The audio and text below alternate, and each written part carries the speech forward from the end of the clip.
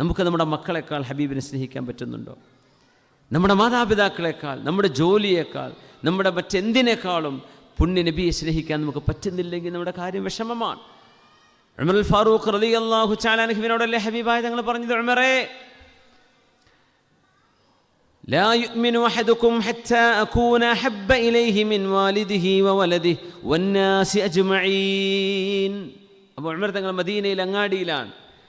ഉമറേ, നിങ്ങളുടെ മാതാപിതാക്കളെക്കാൾ, നിങ്ങളുടെ മക്കളെക്കാൾ, മറ്റു എല്ലാ ജനങ്ങളെക്കാളും, അവർ നിങ്ങളുടെ ഭാര്യ പെട്ടു, നിങ്ങളുടെ കുടുംബക്കാർ പെട്ടു, സുഹൃത്തുക്കൾ പെട്ടു, എല്ലാവരും പെട്ടു, നിങ്ങളുടെ ബെസ്റ്റുകൾ പെട്ടു, എല്ലാവരും പെട്ടു, അവരെക്കാളൊക്കെ എന്നെ നിങ്ങൾ സ്നേഹിക്കണം എന്ന് അള്ളാഹുവിൻ്റെ നിയമമാണ്.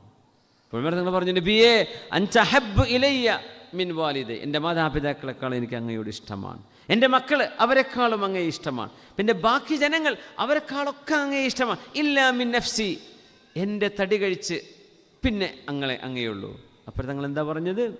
ലാ യാ ഉമർ, ഉമറെ ആയിട്ടില്ല, ഈമാൻ പൂർത്തിയായിട്ടില്ല. അപ്പോൾ ഉമർ റളിയല്ലാഹുവിനോട് നിന്നു. ആ സത്യസന്ധത നോക്കണം. ഉമർ തങ്ങൾ മറച്ചു വെച്ചില്ല, ഉള്ളതുപോലെ പറഞ്ഞു. ഉമർ തങ്ങൾ പറയാം, ഞാൻ ആലോചിച്ചു, എനിക്ക് ഹിദായത്ത് കിട്ടിയത് ഹബീബിൽ നിന്നാണ് സ്വല്ലല്ലാഹു അലൈഹി വസല്ലം.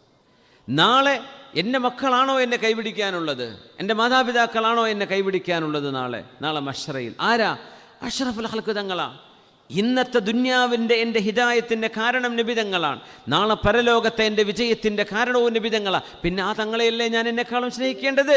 വല്ലാഹി യാ റസൂലല്ലാഹ് അൽ ആന അൻത അഹബ്ബു ഇലയ്യ മിൻ നഫ്സി. നബിയേ സല്ലല്ലാഹു അലൈഹി വസല്ലം, ഞാനെന്ന് പറഞ്ഞോട്ടെ, എൻ്റെ ശരീരത്തെക്കാളും ഞാൻ അങ്ങയെ സ്നേഹിക്കുന്നു നബിയേ.